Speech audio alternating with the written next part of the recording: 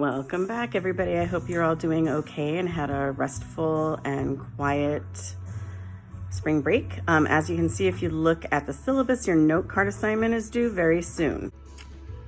This note card assignment is a total of 20 note cards. 9 of them are quotes, 6 of them are paraphrases, and 5 of them are summaries. One side of the note card will have the bibliographic information. By that I mean the author, title, book that it came from. For example, you can see in this quasi card looking shape, an author and title, Cracune Adriana. Had to go to high school with that name. Writing for the Disaster, right? Franklin and Frankenstein. From a publication called 19th Century Literature, Volume 65, Number 1, 2001, pages 433 to 480 from JSTOR, right? And then the other side of your cards will have the data. For example, either a quote, a summary, or a paraphrase. Most of you, your quotes and stuff will look like this, especially if you're typing them out, since we're not going to be submitting them on paper. But where you'll copy and paste, for example, a text. For example, the contract was witnessed by the astronomer and mathematician William Wales, who had wintered in Hudson Bay and had traveled with Cook aboard the Resolution and had been Coleridge's teacher. Wales is widely assumed to be Hearne's ghostwriter, and of course this is something that's related more to a class I taught about Frankenstein. By now, hopefully you have a total of 6 outside sources in addition to the sources in the book from They Say I Say, so 6 sources you found on the internet. For your 3 strongest sources, you'll do 4 note cards each, so a total of 12 cards. 2 cards for each source for quotes that you have found in your research, 1 card for paraphrase, 1 card for summary, and for the 3 not so good sources, do 3 note cards, 1 for a quote, 1 for a paraphrase, and 1 for a summary. And you can just leave off either a quote or a summary for one of them so that it adds up to a total of 20. Here are some examples I have from the past: a quote, a paraphrase, and a summary. And you can see that what the student has done here is kind of taken the quote, the roles, responsibilities, and decision-making functions for males, females are generally influenced by socioeconomic factors, sociocultural attitudes, and group and class-based obligations. And then what she did is paraphrased it, that gender roles have been a big part of the workforce, and did a summary, right, saying that the function of men and women are usually influenced by economy and society. And then on the back of the card is the publication information, the author, Black Kingston et al., the title, Gender, Health, and Smallholder Farming, and then the publication name, One Planet, One Health, and the publication information. But you can see what the student has done here is just sort of taken the quote and then summarized it and then paraphrased it. You'll use this information later in your essay to, for example, start your topic sentence for your body paragraph off with a summary, just a gist of the information, just the topic that the paragraph's going to cover. The quote, which then is that specific information that the paragraph covers, and then the paraphrase, where you explain what it means, why you used it, why it's important, or how it proves your point. As you can see in Canvas, the note card assignment is due Friday the 17th. What you can do is just jump on into the note cards, and it gives you a brief instruction of the number of cards you need that I already went over. And you'll just submit your file, as either a docx, doc, or PDF. Many of my students have found it useful when they were submitting this online for face-to-face classes to create a PDF where one slide, if you will, had the publication information, and the next slide had the quote, paraphrase, or summary. Now, really briefly, because this video is already getting long, and I know once they're more than 2 minutes, a lot of students get to that point of too long, didn't read, or watch in this case. But some students are like, how do I find note cards? So what you'll be doing is going out and accessing the library and right, you can see the library there. Just like we did for the library assignment or the research proposal. And if you're sitting here going, I didn't do either of those, well, you'll do just exactly what we would have done in those assignments. You'll get into the library, you'll search for a book or an article. I'm going to click articles and then go into your database of preference. I'm going to go into ProQuest. Seems like a pretty good, user-friendly, usable for every kind of class. And it's got the lock, so that means you're going to need to log in with your username. And for me, that was my username and last name. It might be the same for you. Since this topic for Essay 5, your research paper that the note cards are being done for is the gender issues, I'm going to just do a quick search here for gender. This is a topic some students have voiced interest in, rapid onset gender dysphoria. So I'm going to go ahead and I'm not going to lie to you, I Googled this, copy and paste this term so that I get a peer-reviewed document. So rapid onset gender dysphoria, and I'm just going to do a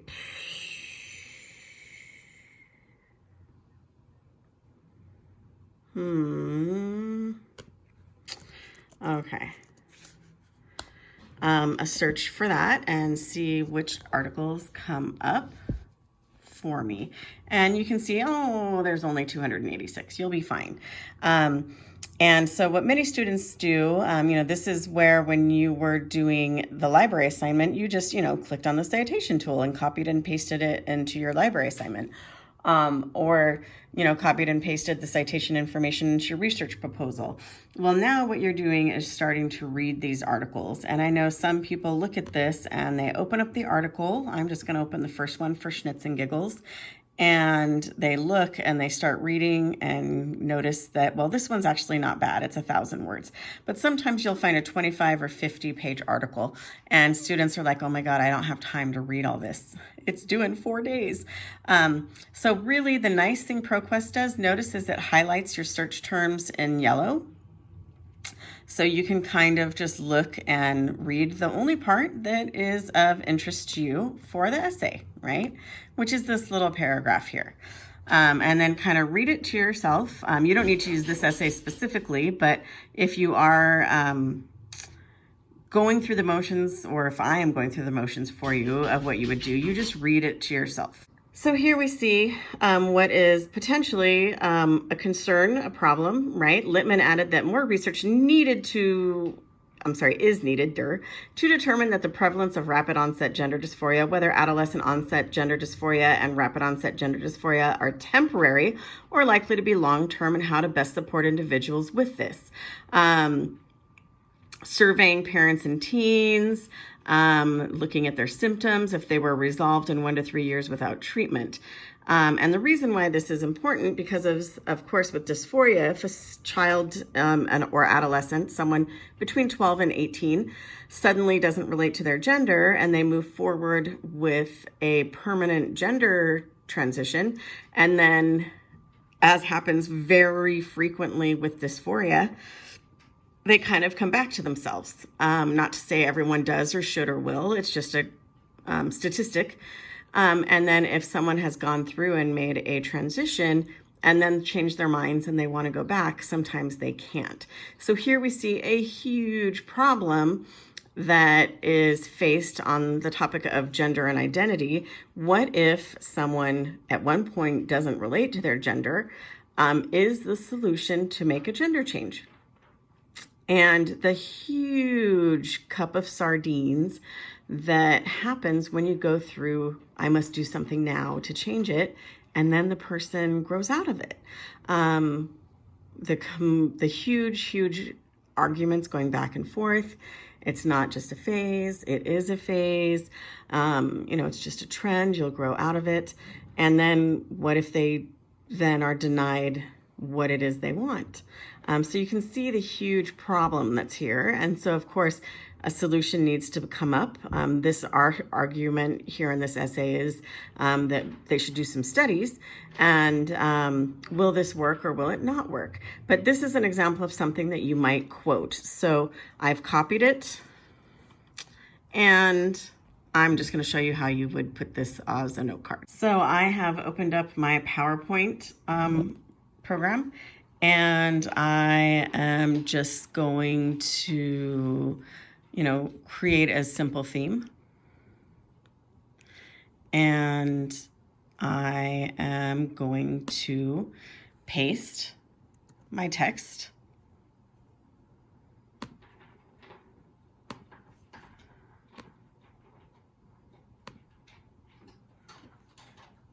I'm going to choose unformatted text here. And all my quote goes here. And I'm going to put the word quote just because I want to make sure I know that this is a quote.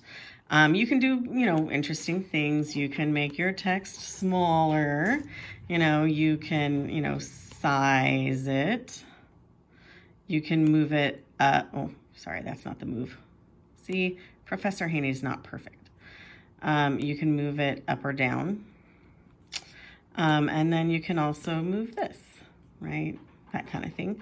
And also, I'm going to insert a new slide because, of course, you want to get the publication information. So I'm going to go to my handy dandy citation tool. Look, it's our friend right there. And I am going to get that citation information, copy it, and pretty much I'm kind of done with this file. So I'm going to just get rid of it and, whoops, oh, so professional. Paste the publication information here. Paste special text. So this might have been a lot more details that, that you didn't want, but, some of you wanted these details, and hopefully this has been helpful for some of you who are like, how do I do this? But you can see the finished product. There you have one citation, and then you have on the other side a quote, and then of course you would on the next slide put a paraphrase, and then on the next slide put a summary. Some of you are now going, well, Professor Haney, I don't know what the difference is between a quote, summary, and paraphrase. This is where this little book helps you.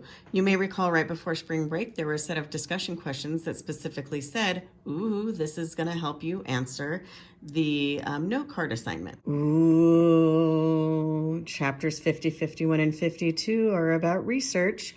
Looking at thinking like a researcher, gathering your sources, which is what you're doing from the library assignment and the research proposal.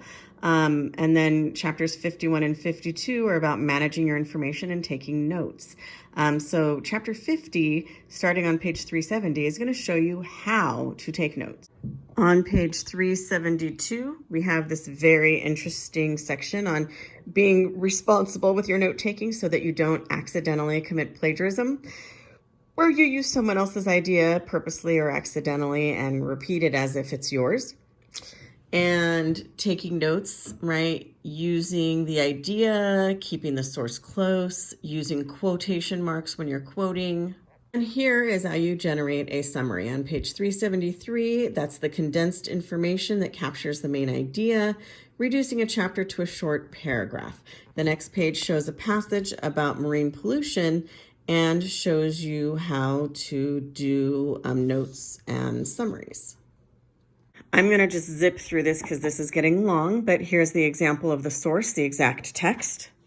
Here is an example of a student's annotations, right, where they paraphrase things into their own words. And then here is an example of an acceptable summary. Page 375, Paraphrasing, right? Like a summary. It's in your own words. It's a little bit more significant information, but in fewer words than the source, or, it can actually be more. Restates the information in about the same amount of words, maybe more, with your additions, like explaining what this means, why you used it, and how it proves your point. Uses a sentence structure that's different from the original.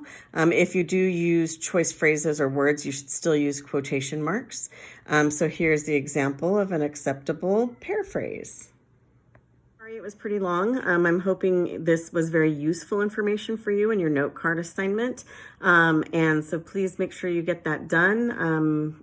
You only need to do a few note cards from each of your 6 sources from outside of the book. So get started, if you didn't over spring break, reading those articles and getting those As you can see in Canvas, the note card assignment is due Monday, April 27th. So I'm just gonna click on here. It gives you the instructions again that I just went over for the note card assignments and how many to do. Most of my students just submit them as a docx, doc, or PDF. I'm gonna open this up to a PPT because most of my students also find it useful when they submit it online to make a PowerPoint presentation where one slide is the publication information and the next slide is the note, which is either a quote, summarize, or paraphrase.